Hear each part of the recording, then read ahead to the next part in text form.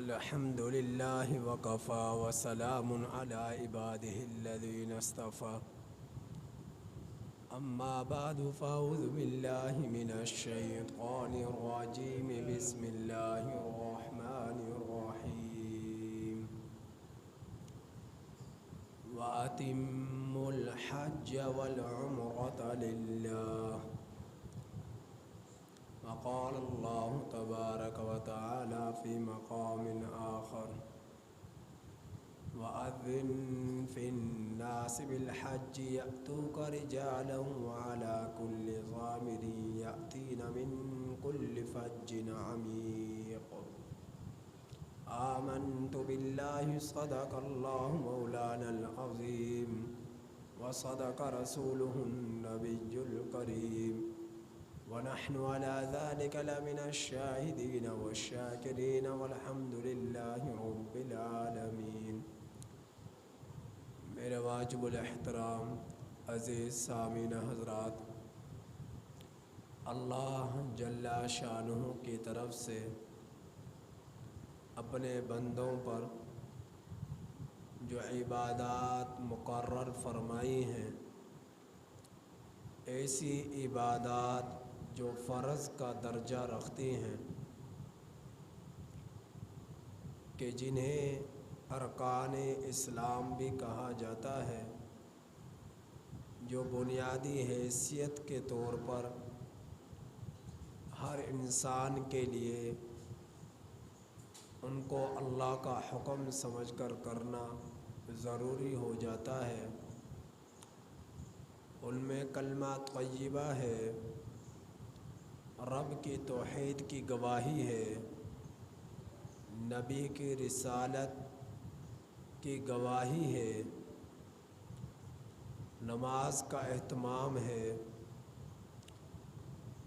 زکوٰۃ کا اہتمام ہے، روزوں کی فرضیت ہے اور حج بیت اللہ کی فرضیت ہے۔ جب انسان کو، مخلوق کو خالق سے محبت ہو جاتی ہے، پھر خالق کی طرف سے عائد کردہ فرائض کو وہ خالق کی عبادت اور حکم سمجھ کر خالق کے عشق میں ڈوب کر ان عبادات کو سر انجام دیتا ہے، انہیں بوجھ سمجھ کر وہ نہیں کرتا۔ جب اللہ جل شانہ سے عشق ہو جاتا ہے، رب کے لیے دل میں محبت آ جاتی ہے اور رب کی یاد میں دل جب تڑپنا شروع ہو جاتا ہے، تو وہ اللہ کی عبادت اللہ کا حکم سمجھ کر نہیں کہ بلکہ اللہ کے عشق میں ڈوب کر وہ ان عبادات کو سر انجام دیتا ہے، اور اللہ رب العزت سے واضح طور پر ابھر کر نکھر کر جو سامنے عبادت آتی ہے، جس میں انسان کا مال صرف ہوتا ہے، جان صرف ہوتی ہے، وطن چھوڑنا پڑتا ہے، مشقت اٹھانی پڑتی ہے، بیوی بچوں کو، خاندان کو، اہل محلہ کو چھوڑنا پڑتا ہے، وہ عبادت ہے حج بیت اللہ، حرمین شریفین کی حاضری۔ انسان حج کے لیے سفر کرتا ہے، مکہ مکرمہ کا یا عمرہ کے لیے سفر کرتا ہے، اور دونوں سفروں میں مقصد اللہ کو راضی کرنا ہے، اللہ کے گھر کا دیدار کرنا ہے، نبی کے روضے کی زیارت کرنی ہے اور اللہ کے نبی کی یاد تازہ کرنی ہے، جو حضرت ابراہیم خلیل اللہ علیہ السلام نے قربانیاں دی، جو حضرت ہاجرہ علیہ السلام نے قربانیاں دی، اور جو ننھے اسماعیل علیہ السلام پیاس سے تڑپے ہیں، وہ ساری یادیں اس حج کرنے والے حاجی شخص کو، اس عمرہ کرنے والے عامر شخص کو وہ سارا ماضی، سارا کا سارا پس منظر ابھر کر اس کے سامنے آ جایا کرتا ہے۔ تو یہ عبادت، یہ سفر رب کے عشق میں ڈوب کر کیا جائے، اپنے اوپر بوجھ سمجھ کر نہ کیا جائے۔ اللہ کی اس سرزمین پر اللہ سے محبت کرنے والے ایسے گزرے ہیں کہ جن کے واقعات کو دیکھیں، واقعات کو سنیں اور پڑھیں تو دل دہل کر رہ جاتے ہیں، تڑپ کر رہ جاتے ہیں کہ ہائے، ایسے لوگ بھی اس دھرتی پر رہا کرتے تھے کہ جن کا کھانا ہمارا جیسا، جن کا پینا ہمارا جیسا، جن کا اوڑھنا بچھونا ہمارا جیسا، یعنی ضروریات میں یہ ساری چیزیں جو انسانی ضروریات سے وابستگی رکھتی ہیں، ان سب چیزوں کی طرف میلان انسان کا قدرتی طور پر ہو ہی جایا کرتا ہے۔ لیکن ان سب چیزوں کے ہوتے ہوئے انہوں نے کس طرح اللہ کی عبادت کی، کس طرح انہوں نے اس دھرتی پر اپنی زندگی کو گزارا، اور کس طرح اللہ کے عشق میں ڈوب کر ان لوگوں نے اپنی سانسوں کو پورا کیا، اس کی مثال نہیں ملا کرتی۔ جو اللہ کے نبی کے امتیوں کی مثال ملا کرتی ہے، صحابہ کی مثال ملا کرتی ہے، تابعین میں اللہ کے ولیوں کی جو مثال ملا کرتی ہے، تو یہ مثالیں، یہ واقعات انسان کو تڑپا کر رکھ دیا کرتے ہیں۔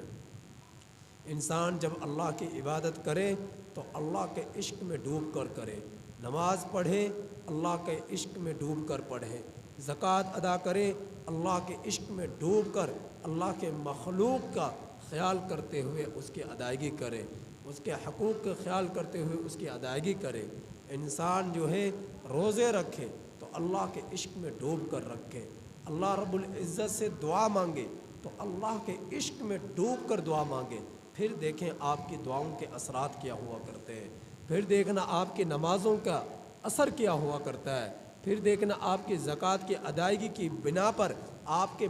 مال میں برکت کس طرح ہوا کرتی ہے، پھر دیکھیں آپ کے حج کی ادائیگی کی بنا پر آپ کے دل کو، آپ کے جسم کو، آپ کے وجود کو، آپ کی آنکھوں کو کس طرح سکون اور ٹھنڈک ملا کرتی ہے۔ یہ تبھی ہوا کرتا ہے جب انسان اپنے رب کے حکم کو حکم سمجھ کر نہیں، رب کے حکم کو رب کے عشق میں ڈوب کر اس کی ادائیگی کرے اور اس کی تکمیل کرے، پھر اس لذت کا احساس ہوا کرتا ہے۔ یہ حجاج بن یوسف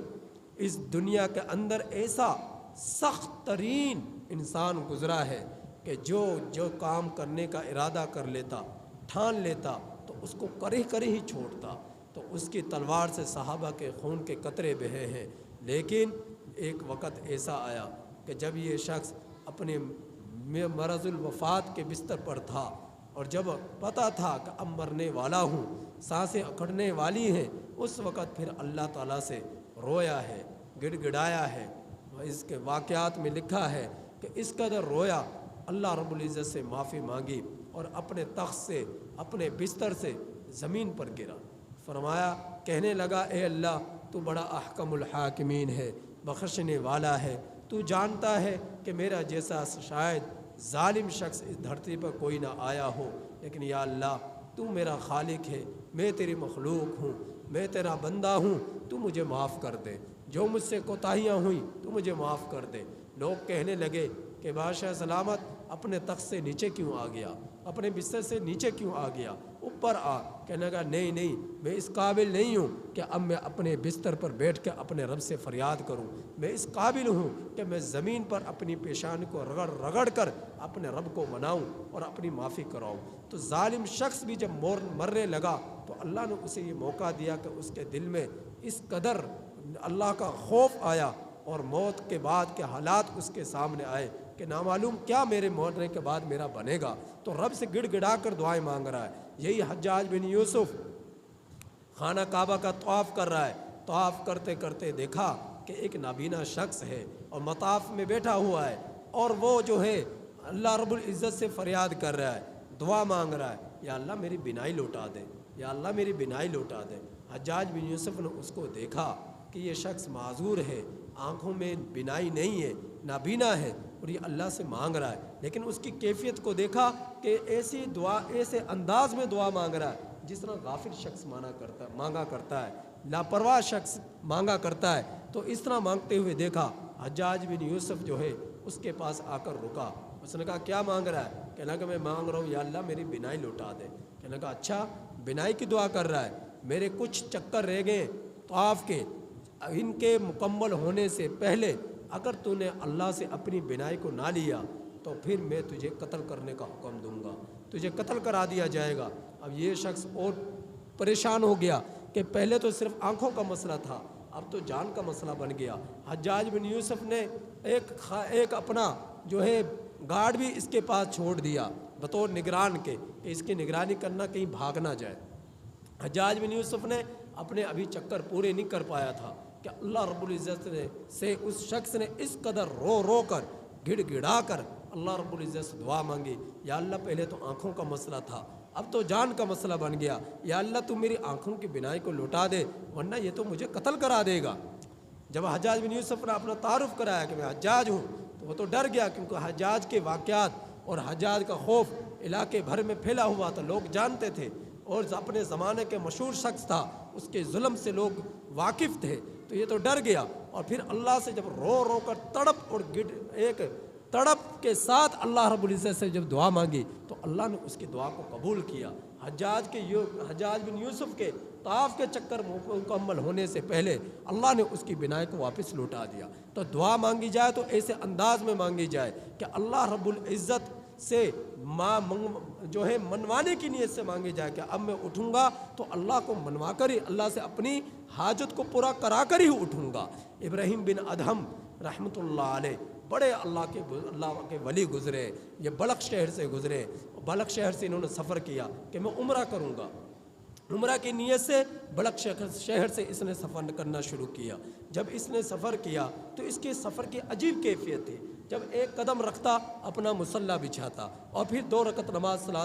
نماز پڑھتا اور پھر اللہ سے دعا کر پھر ایک قدم اٹھاتا، پھر اس پر مصلی بچھاتا اور پھر اللہ کی بات نوافل پڑھتا اور دعا کرتا، پھر ایک قدم اٹھاتا، پھر مصلی بچھاتا۔ اس طرح اس نے بلخ شہر سے 14 سال کے اندر بلخ شہر سے سفر اپنا حرم شریف کا مکمل کیا۔ اور جب اس نے خانہ کعبہ کے مطاف میں آیا، 7 چکر مکمل کیے تو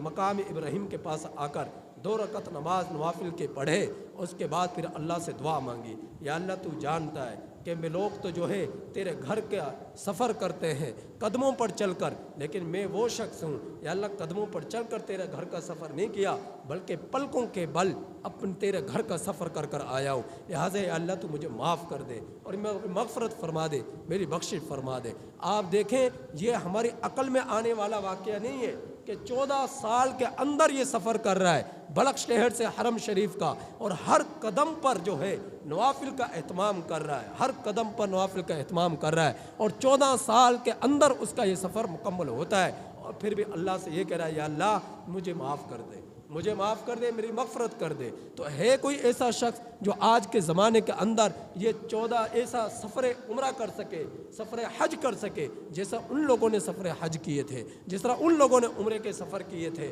ہم تو مسجد کی طرف آتے ہیں تو رو کر آتے ہیں، ہم تو مسجد کی طرف آتے ہیں تو بوجھ سمجھ کر آتے ہیں، ہماری مسجدیں ویران ہیں، ہم تو نماز پڑھنے کے لیے تیار نہیں ہوتے۔ وہ تو نوافل کا اس قدر اہتمام کیا کرتے تھے۔ حضرت شبلی رحمۃ اللہ علیہ کے ایک مرید تھے، وہ کچھ دن غائب رہے، جب وہ آیا تو اس سے پوچھا گیا کہ تو کہاں رہا، اتنے دن تو کہاں رہا؟ تو مرید کہنے لگا حضرت میں اللہ کے گھر کا حج کرنے کے لیے گیا تھا۔ تو فرمایا اچھا کس طرح کیا، مجھے ذرا اپنے سفر کی کیفیت بتلا کہ تو نے سفر حج کس طرح کیا تھا، کس انداز میں کیا؟ پھر اس نے سوال کیا، یعنی حضرت شبلی رحمۃ اللہ علیہ نے سوال کیا، اس سے پوچھا کہ جس وقت تو نے حج کا سفر کیا کس انداز میں کیا، ابتدا کس طرح کی؟ کہنے لگا کہ جی احرام کے کپڑے باندھے تو اس کیفیت کے ساتھ ابتدا کی۔ کہنے لگا اچھا جس وقت تو نے اپنا لباس اتارا اور احرام کے کپڑے اپنے جسم پر ڈالے، اس وقت کیا تیرے دل کے اندر یہ بات آئی کہ میں اپنے گناہوں کا بوجھ اپنے جسم سے اتار رہا ہوں، اور جو ہے اب نیکی اور تقوی کا سفر کے لیے یہ 2 لباس سفید پہن رہا ہوں؟ تو وہ شخص کہنے لگا نہیں حضرت ایسی تو کوئی بات نہیں آئی۔ پھر کہنے لگا اچھا جس وقت تو حرم شریف میں آیا وہ خانہ کعبہ پہ تو نے زیارت پر نظریں پڑی تھی، خانہ کعبہ پر، اس وقت کیا تیرے دل میں یہ خیال آیا کہ میں اپنے رب کے جو ہے گھر کے قریب آ چکا ہوں، مجھے اپنا رب دکھائی دے رہا ہے؟ تو کہنے لگا نہیں حضرت ایسی تو کوئی نہ میرے دل میں نہیں آئی بات۔ تو فرمایا کہ جس وقت حجر اسود کو تو نے بوسہ لیا، استلام کیا یا بوسہ لیا، کیا اس وقت تیرے دل میں یہ بات آئی کہ جس طرح تو اپنے اللہ کے جو ہے اپنے قدموں اللہ کے قدموں پر پڑ چکا ہے؟ کہنے لگا ایسی تو کوئی کیفیت نہ ہوئی۔ فرمایا کہ جس وقت تو خانہ کعبہ کے طواف کرنے لگا، چکر کاٹنے لگا، کیا تو اس وقت تجھے تیرے دل میں یہ خیال آیا کہ میں اپنے رب کے ارد گرد اپنے رب کو منانے کے لیے چکر کاٹ رہا ہوں؟ لیکن نہیں حضرت ایسی تو کوئی بات نہیں آئی۔ فرمایا ملتزم سے جس وقت تم نے چمٹ کر جو ہے اللہ سے فریاد کی، کیا اس وقت تیرے دل میں یہ خیال آیا کہ میں اپنے رب سے اپنے رب کا معانقہ کر رہا ہوں؟ لیکن ایسی تو کوئی بات نہیں۔ غرض یہ مزدلفہ میں، عرفات میں جگہ جگہ اس کو اس بات کا تعارف کرایا گیا کہ کیا تیرے دل کے اندر اپنے رب کے سے جو ہے قربتوں کا خیال اور معرفت کا خیال تیرے دل میں آیا؟ وہ کہے گا نہیں آیا۔ میں کہا آئندہ جب سفر کرو تو اس انداز میں کرو، جب اس انداز میں کرو گے تو اللہ معاف کریں گے اور تیری اس عبادت کو قبول کریں گے۔ اللہ تعالیٰ سے دعا ہے کہ اللہ تعالیٰ ہم میں سے ہر ایک کے لیے حرمین شریفین کی حاضریاں نصیب فرمائے۔